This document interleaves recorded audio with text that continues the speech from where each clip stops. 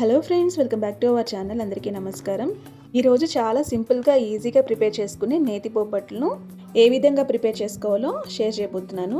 చాలా సింపుల్గా ఈజీగా ప్రిపేర్ చేసుకోవచ్చు. దీనికోసం ముందుగా నేను ఇక్కడ 2 కప్స్ వరకు పచ్చిశనగపప్పును తీసుకొని 2-3 టైమ్స్ బాగా వాష్ చేసుకొని వాటర్ పోసుకొని ఒక హాఫ్ అన్ అవర్ లేదా 1 అవర్ పాటు నానబెట్టుకోవాలి. అలాగే మనకు సరిపడా క్వాంటిటీలో గోధుమ పిండిని కూడా తీసుకోవాలి. నేను ఇక్కడ 1 కప్ వరకు గోధుమ పిండిని తీసుకున్నాను. ఇందులో ఒక 1/2 టేబుల్ స్పూన్ వరకు సాల్ట్ వేసుకోవాలి.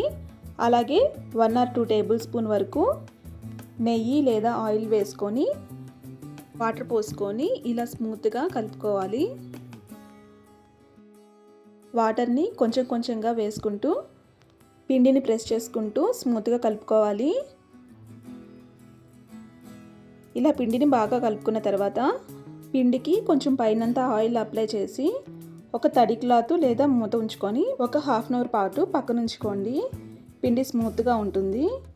ఇప్పుడు మనం ముందుగా వాష్ చేసి పెట్టుకున్న పచ్చిశనగపప్పును స్టవ్ మీద ఉంచుకొని బాయిల్ చేసుకోవాలి. ఇలా ఈ శనగపప్పు మెత్తగా బాయిల్ అయిన తర్వాత స్టవ్ ఆఫ్ చేసుకోండి. ఇప్పుడు ఈ శనగపప్పు కొంచెం చల్లగా అయిన తర్వాత ఒక మిక్సీ జార్లో వేసుకోండి. అలాగే ఇందులోకి తరిగి పెట్టుకున్న బెల్లం లేదా బెల్లం పౌడర్ని వేసుకోవాలి. అలాగే 2-3 ఇలాచీ కూడా వేసుకొని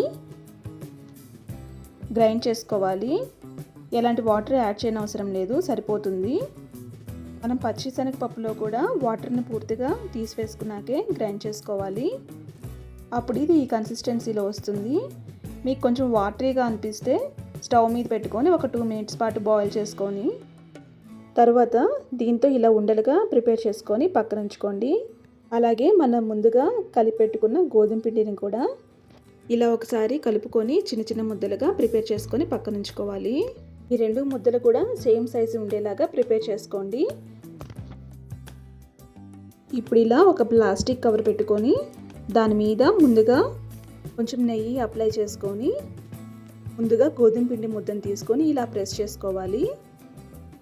ఇలా లైట్గా ప్రెస్ చేసుకున్న తర్వాత ఇప్పుడు ఇందులోకి మనం ముందుగా ప్రిపేర్ చేసుకున్న శనగపిండి ముద్దను కూడా ఉంచుకొని ఒకసారి రోల్ చేసుకొని ఇలా ముద్దగా ప్రిపేర్ చేసుకోవాలి. ఇలా రౌండ్గా ఒకసారి ప్రెస్ చేసుకుంటూ కలుపుకొని ముద్దలాగా ప్రిపేర్ చేసుకోండి. ఇలా ప్రిపేర్ చేసుకున్న తర్వాత స్మూత్గా ప్రెస్ చేసుకుంటూ బొబ్బట్లుగా ప్రిపేర్ చేసుకోవాలి.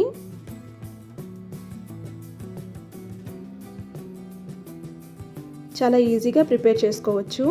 పిండి ఆల్రెడీ స్మూత్గా కలుపుకున్నాం కాబట్టి ఈజీగా ప్రెస్ చేసుకుంటూ బొబ్బట్లను ప్రిపేర్ చేసుకోవచ్చు.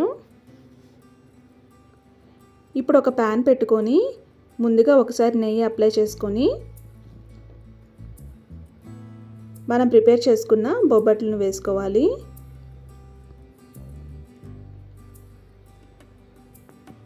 అలాగే పైన కూడా ఒకసారి అప్లై చేసుకొని రెండో సైడ్కి టర్న్ చేసుకోవాలి.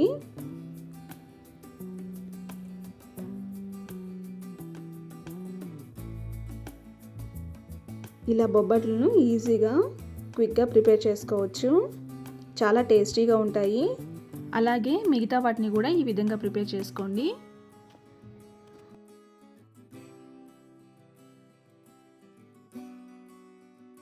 అంతే అండి, టేస్టీ బొబ్బట్లు రెడీ అయ్యాయి. చాలా టేస్టీగా ఉంటాయి. సింపుల్గా ప్రిపేర్ చేసుకోవచ్చు. పండుగలు లేదా ప్రత్యేక సమయాల్లో లేదా ఏదైనా స్వీట్ తినాలనిపించినప్పుడు ఈ రెసిపీని సింపుల్గా ఈజీగా ప్రిపేర్ చేసుకోవచ్చు. మీరు ఈ రెసిపీని ఒకసారి ట్రై చేసి ఎలా వచ్చిందో మీ వాల్యుబుల్ ఫీడ్బ్యాక్ని కామెంట్స్లో తెలియజేయండి. మీకు ఈ రెసిపీ నచ్చినట్లయితే లైక్ చేయండి, షేర్ చేయండి. మరిన్ని రెసిపీస్ కోసం మన ఛానల్ సబ్స్క్రైబ్ చేసుకోండి. Thank you for watching this video friends.